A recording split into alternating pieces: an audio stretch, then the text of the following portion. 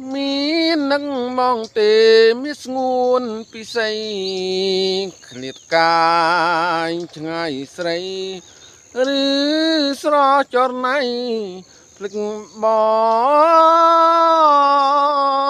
ងភ្លេចពីងសន្យា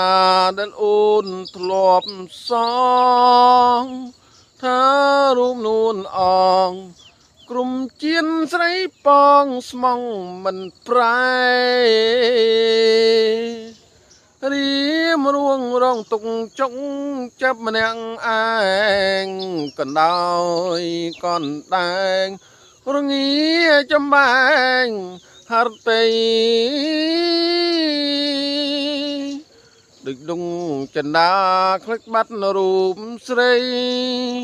ទ្រូងមកត្រូវខ្សែបើថ្លៃពិនជាត្រូវ